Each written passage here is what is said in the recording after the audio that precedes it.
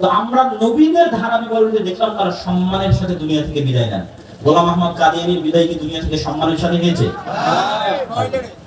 তার দুনিয়া থেকে বিদায় হয়েছে অপমানের সাথে, ন্যাক্কারজনক ভাবে, বাথরুমে এবং টয়লেটে। তো এরকম আরো অসংখ্য বিষয় আছে যে সমস্ত বিষয় অন্য সকল নবীদের সাথে যদি আমরা মিলিয়ে ধরি তাহলে মুহাম্মদ সাল্লাল্লাহু আলাইহি ওয়াসাল্লামের হাক্কানিয়ত যেমন ফুটে উঠবে, ঠিক তেমন গোলাম আহমদ কাদিয়ানীর মিথ্যা হওয়া সেটিও প্রমাণিত হবে। সব শেষে আমরা সকলের প্রতি উদাত্ত আহ্বান জানিয়ে বলতে চাই, বাংলাদেশ সরকারের প্রতি উদাত্ত আহ্বান জানিয়ে বলতে চাই যে বাংলাদেশের এই মাটি প্রায় 90% মুসলমানদের মাটি এবং বাংলাদেশের মুসলমানদের ইতিহাস আজকের নয়, দীর্ঘদিনের ইতিহাস। আমরা ব্রিটিশ বিরোধী আন্দোলন করেছি 190 বছর। ব্রিটিশ বিরোধী আন্দোলনের যত অঞ্চল থেকে মানুষ বেশি শহীদ হয়েছে তার সবচেয়ে বড় শহীদের রক্তে সিক্ত হওয়া মাটির একটা বড় অংশ হচ্ছে বাংলাদেশের মাটি।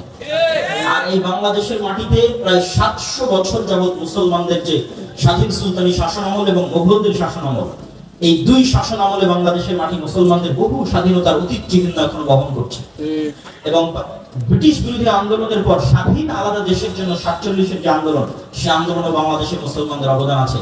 সর্বশেষ 24-এর আন্দোলনেও যতজন জীবন দিয়েছে তারা সবাই ধর্মীয় ব্যাকগ্রাউন্ড থেকে এসে জীবন দিয়েছে। কিন্তু দুঃখজনক হলো সত্য, 24-এর রক্তের উপর যাওয়া সরকার এলজিবিটিকিউ সমকামিতা ইত্যাদি বাস্তবায়নে ব্যস্ত।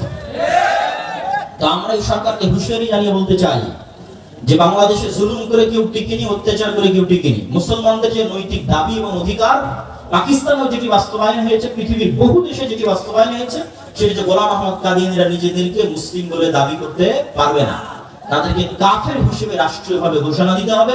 এই দাবি সরকার মহোদয়ের কাছে রেখে আজকের এই অনুষ্ঠানের সংক্ষিপ্ত বক্তব্য এবং সকলের কাছে অনুরোধ করব যে শুধু এইভাবে বক্তব্য দেওয়ার মাধ্যমে নয়, বরং প্রকৃত মুহাম্মদ সাল্লাল্লাহু আলাইহি ওয়াসাল্লামের অনুসারী হওয়ার মাধ্যমে আমরা যেন জান্নাতে যেতে পারি। আল্লাহ সুবহানাহু ওয়া তাআলা আমাদের সেই তৌফিক দান করুক। আল্লাহুম্মা আমিন।